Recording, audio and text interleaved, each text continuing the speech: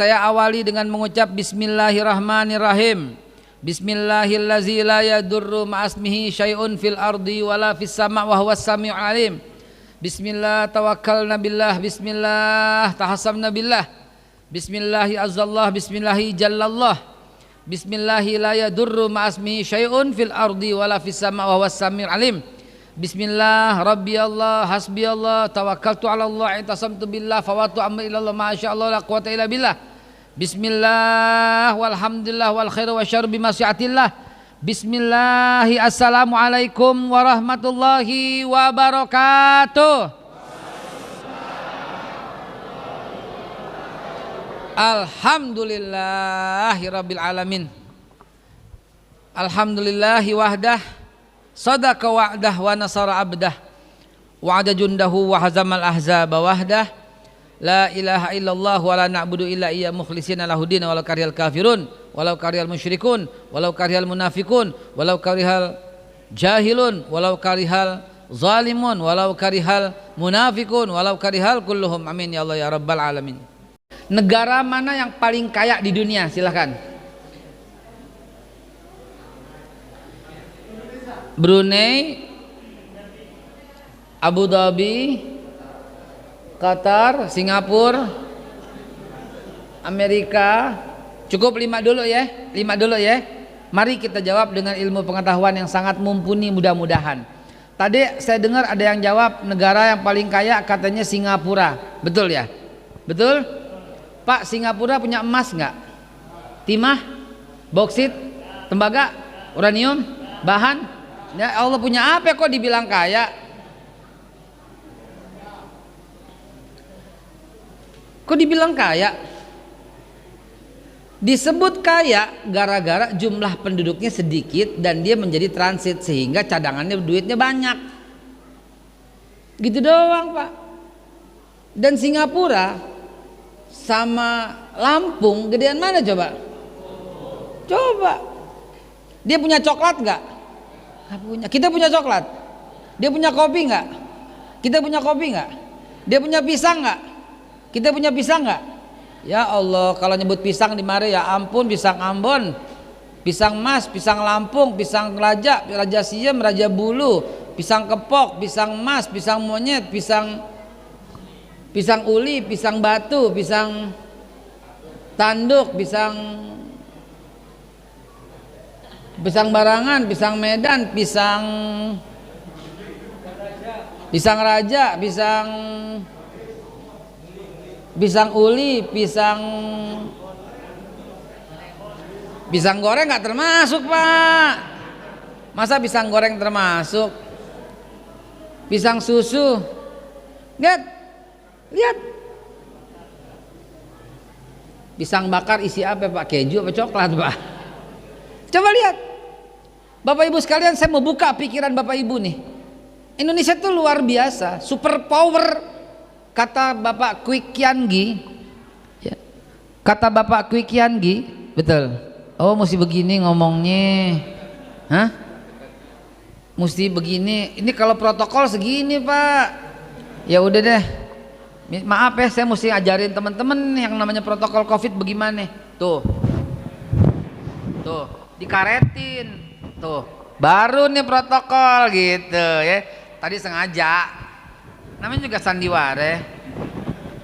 Ibu bapak sekalian, lihat dulu Indonesia kayak apa yang Allah Subhanahu wa taala bikin. Tadi ada yang bilang Brunei kaya cuman punya berapa kilang minyaknya Pak? Berapa BOPD-nya? Barel oil per day-nya berapa? Dibagi sama 600.000 orang. Jadi kaya. Indonesia Pak, ya Allah, dari mulai Aceh tuh, Aceh Tamiang tuh. Ya, ada di sana pangkalan susu namanya. Dari pangkalan susu berapa BOPD per day? Udah 800 barel oil per day itu di pangkalan susu. Turun sedikit di Rambah, Rantau, di Medan itu udah 2.800 barel oil per day. Di Lirik, di Riau, di mana di Pekanbaru, Lirik, Duri, Dumai. Belum lagi di apa namanya yang di Palembang tuh. Ya. Ya Rob, sampai ke ya Allah, punya berapa minyak kita ya Allah? 93 miliar barel kita punya cadangannya. 93 miliar barel oil coba kita punya. Luar biasa Pak. Nggak ada apa-apanya Brunei. Cuma 600.000 orang di sana. Kita berapa Pak? 262 juta jiwa di Indonesia. Coba bayangin. Ya Rob, ini biar kita buka Indonesia kita kayak apa ya Pak Bapak Ibu sekalian. Allahu Akbar walillahil hamd. Tadi ada yang bilang katanya tuh Abu Dhabi. Saya sering gitu loh nganter jamaah transit di sana sehari. Mohon maaf. Cuma satu Burj Khalifa yang tinggi itu, yang ternyata cuma tinggi antenanya sama sebagian bangunannya sih, cuma diukur-ukur. Tapi mallnya Pak jauh lebih mewah Plaza Senayan di Jakarta, Pacific Place begitu loh, beneran saya Pak. Saya bandingin begitu. Jadi apanya yang hebat? Marketingnya yang hebat gitu loh. Kita belum punya marketing yang memarketingkan negeri yang hebat, belum punya, sehingga negeri kita nggak terlalu mencuat begitu loh. Saudi Arabia kayak yang kaya Mekah sama Madinah Pak, jangan salah. Coba ente jalan dari Mekah sampai ke Madinah, yang isinya apaan? Bukan saya menghina ya, bukan, ini lagi ngomong fakta ya. Betul nggak? Gurun bukan? Gurun. Coba ente jalan deh dari Surabaya sampai Jakarta, coba Jakarta Surabaya, ada apa coba di keliling itu? Masya Allah. Tadi ada yang dengar Amerika kayak, udah pernah belum ke sono Pak? Coba ente datang ke New York, ya yang disebut-sebut yang di film-film jadi kaya. Coba yang daerah agak Wisconsin gitu loh, daerah-daerah yang ujung-ujung gitu loh, mau menuju ke Texas, bagaimana itu perjalanannya, coba lihat. Atau di New York, coba agak maleman dikit, berani nggak jalan di setiap lorong-lorong gedung-gedung itu? Nggak berani Pak, angka kejahatannya luar biasa. Tapi di Indonesia coba bandingannya Jakarta deh, New York, Sudirman, Tamrin, Kuningan, Gatot Subroto. Coba ente jalan jam 9 malam di situ, aman apa tidak? Yang banyak tukang sate, ya kan? Coba jam 10, jam 11, jam 12 tukang bubur ayam, mie ayam, betul? Tukang bubur kacang hijau, mie tek-tek. Lihat dulu Pak, ini nih kekayaan yang kita luput dari syukur kepada Allah yang dibuat Indonesia sedemikian rupa. Nggak ada Pak negeri yang lebih indah dan lebih kaya daripada Indonesia. Cadangan emas terbesar di dunia. Cadangan emas kita luar biasa. Di bawah tanah Papua emas semua isinya Pak. Coba bauksitnya, timahnya, penghasil timah nomor 1 di dunia di Indonesia. Hewan-hewani semua terbanyak di Indonesia. Paru-paru dunia adanya di Indonesia. Pulau terbesar di dunia adanya di Indonesia, nomor 1 Kalimantan. Pulau nomor 2 terbesar di dunia adanya di Indonesia, Sumatera. Pulau nomor 3 terbesar di dunia adanya di Indonesia, Papua. Coba lihat, penghasil bahan tambang terbanyak di dunia, penghasil bahan terbanyak di dunia, terindah mutunya dan tertinggi kualitasnya, penghasil sutra nomor 1 paling banyak di dunia, penghasil coklat nomor 1 di dunia, Swiss yang sekarang, tapi dia nggak punya pohon coklat. Kepikir nggak tuh? Padahal coklatnya dari mare. Penghasil kopi terbesar dan terbanyak di dunia, yang nikmatin Starbucks, tapi asalnya dari Takengon Aceh dan Toraja Sulawesi. Mari Pak buka kesadaran akan cintanya kita, mesti mati-matian sama negara kita ini Pak. Luar biasa Allah bikin negara kita. Ini pembukaan, 10 menit pertama pembukaan, biar kita terbuka wawasan bahwa Allah Subhanahu wa Ta'ala beri Indonesia, mesti kita jaga, jangan sampai terpecah belah, jangan sampai tenggelam. Indonesia lihat Pak, kupu-kupu di Indonesia itu jenisnya 121 jenis. Ikan terbesar di dunia cuma ada di Indonesia, paus biru. Ikan terkecil dan transparan adanya di Laut Arafuru. Coba, ikan transparan pipihnya. Bunga terbesar di dunia, Rafflesia arnoldi, adanya di Indonesia, di Bogor. Satu-satunya hewan purba yang masih ada di dunia cuma satu, komodo di Indonesia. Coba lihat, ular terbesar di dunia, piton, adanya di Kalimantan, tapi dibilang Borneo katanya ya. Coba lihat, Pak, yang semua yang ter adanya di Indonesia. Maka nggak salah Bapak Kwi Kian Gi pernah berkata, analisa beliau, Indonesia paling sialnya, apesnya, negara terkaya nomor 2 di dunia. Kalau nggak nomor 1 Amerika karena cadangan emasnya. Tapi kalau kita selidikin lagi, dari mana tuh emas punya? Freeport. Dari mana Freeport? Indonesia lagi. Coba lihat, luar biasa. Ikan kita Pak, waktu zamannya Pak Sarwono Kusumaatmaja Menteri Kelautan, dilanjutkan dengan Pak Fadel Muhammad, dilanjutkan lagi dengan Ibu Susi Pujiastuti. Ikan kita nih sayang dikelolanya kurang tepat, 6.300 triliun per tahun. Maka nggak heran kalau negara-negara manapun dengan rela meminjamkan uang kepada orang Indonesia, kepada pemerintah Indonesia, karena mereka tahu kapanpun Indonesia mau bayar bisa. Ikan doang 6.300 triliun setahun. Maka pernah Pak Sarwono berkata, berikan saya pengelolaan ikan selama setahun saja, saya jamin Indonesia menjadi negara yang bebas hutang, kata beliau. Tetapi Bapak Ibu sekalian yang dimuliakan Allah, mulai masuk 10 menit kedua materi ceramah. Indonesia yang kita cintai ini bisa hilang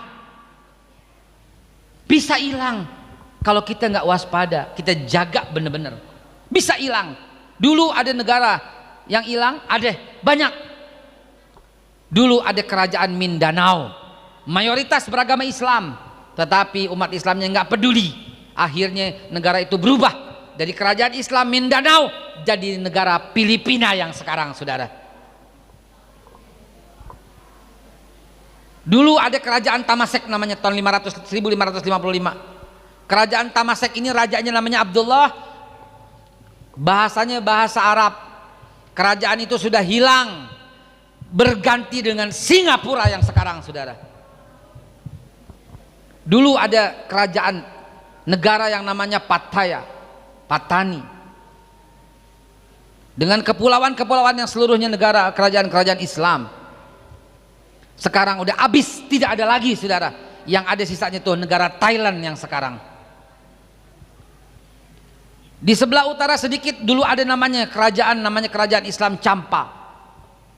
Gara-gara nggak peduli dengan agamanya, akhirnya kerajaan Champa itu hilang. Yang sekarang tinggal negara Kamboja. Coba pikirkan itu semua, saudaraku.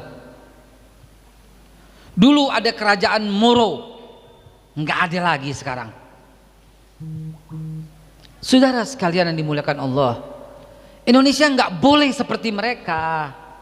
Dan saya menganalisa dari sisi sejarah, hampir menjurus ke kehilangan jati diri bangsa yang sebenarnya. Mindanao, Moro, tinggal Moro sekarang yang dipilih, ada yang dikejar-kejar.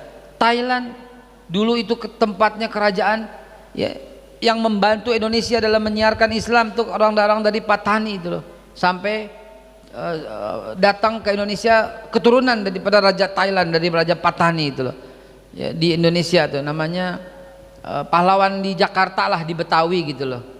Semuanya orang Betawi kenal yang namanya Guru Marzuki bin Mirsad, keturunan daripada Raja Thailand. Juga termasuk negara Kamboja yang dulunya masih kerajaan Islam, namanya kerajaan Islam Champa. Itu ulama besarnya itu sampai tiba di Tangerang, Serang, Banten, namanya Syekh Kuro. Itu sampai sekarang masih ada pesantrennya dan dia wafat di mari. Yang saya mau sampaikan kepada jamaah sekalian, kalau kita main-main sama ini agama, akan hilang dari bumi Indonesia, saudara. Akan hilang dari bumi negara kesatuan Republik Indonesia. Pada tahun 45, 46 sampai 49, survei menunjukkan 96,8%, maaf kalau salah sedikit, orang di Indonesia itu beragama Islam. 96,7,8%, hampir 97% umat Islam itu ada di Indonesia. Sekarang tinggal 87, sekian persen. Coba, ada apa ini? Sekali lagi Bapak, jangan pernah salahkan agama orang, jangan pernah salahkan orang lain, jangan. Tunjuk aja diri sendiri, apa yang kita lakukan untuk Islam, apa yang kita lakukan untuk agama kita. Tunjuk aja diri sendiri, jangan pernah menyalahkan orang lain. Kalau orang lain tumbuh, nggak usah dengki, itu karena mereka bisa ya memarketingkan dengan baik. Kita nggak punya marketing agent yang bagus untuk menyiarkan Islam ke seluruh dunia dari bumi Indonesia, kecuali sekarang ini waktunya kita tampil sebagai juru damai dunia, sebagai bangsa yang berbineka tapi kita tunggal ika. Itu kita mesti contohin, menjadi ajang percontohan bagi seluruh agama, seluruh negara di dunia. Lihatlah Suriah, sama-sama Islam, perang nggak berkesudahan sampai dengan sekarang. Lihatlah Afghanistan, cuma 4 suku di sono, tapi lihat antar suku nggak pernah akur, saudara. Lihat di Palestina, coba, nggak bisa mereka bersatu untuk mengalahkan Israel, nggak bisa. Mereka terus berebut dengan partai-partainya, saudara. Lihatlah semua negara-negara seperti itu, saudara. Padahal sukunya dikit. Malaysia sukunya 4, Singapura sukunya 2, Australia sukunya 3, aborigin pendatang sama orang bule. Irlandia sukunya 2, Amerika sukunya 2, asli penduduk asli Indian sama orang bulenya. Indonesia berapa suku? 714 suku, saudara. Tapi akur, kompak.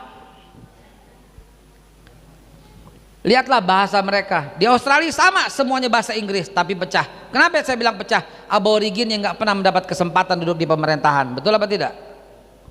Irlandia juga begitu. Bahkan di Amerika juga begitu. Mana ada orang Indian duduk dalam pemerintahan? Nggak ada. Mereka melakukan diskriminasi rasial yang luar biasa. Afrika juga demikian. Bahkan negara-negara Saudi misalnya juga demikian. Yang duduk dalam pemerintahan adalah keluarga-keluarga kerajaan. Begitu juga negara-negara yang lain. Nggak ada mereka mengenal yang namanya Bhinneka Tunggal Ika. Bahasanya sama dari ujung ke ujung bahasa Arab. Bahasanya mereka juga sama dari ujung ke ujung bahasa Inggris. Di Indonesia dari Aceh sampai Papua 630 bahasa, saudara.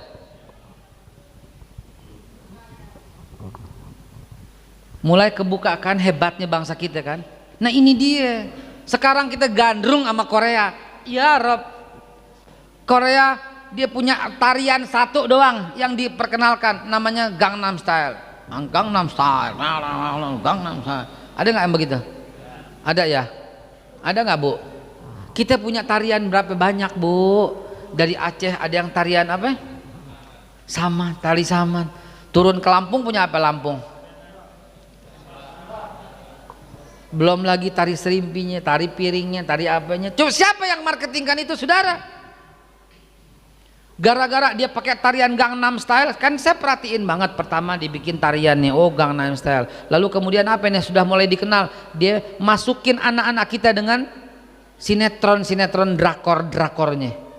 Dan jadilah di negara yang hebat seperti itu sekarang. Emang itu bukan devisa yang masuk ketika kita download semua film-film Korea? Betul apa tidak? Dagangan apa aja Korea laku di mari, boneka dagang laku apa laku, itu kan duit buat mereka semua. Padahal kita lebih hebat dari mereka semua. Cuman sayang yang bikin sinetron kita ujungnya kuburan melulu, saudara. Betul apa tidak? Film-film kita yang ngetop itu Suster Ngesot, Pocong, Tali Pocong Perawan, Tuyul, ya kan? Jembatan Ancol, Setan, Santet, wah semua begitu. Nggak ada sesuatu yang luar biasa. Sampai kita di dunia paling terkenal memproduksi setan paling banyak di dunia. Di luar negeri, di Amerika cuma satu setannya, namanya Dracula. Di Eropa cuma satu setannya, vampir. Di sini setannya, coba sebutin, genderuwo, tuyul, babi ngepet, suster ngesot. Setan aja kita yang terbanyak di mari, coba bayangin. Karena kita penuh kreasi, teman-teman sekalian.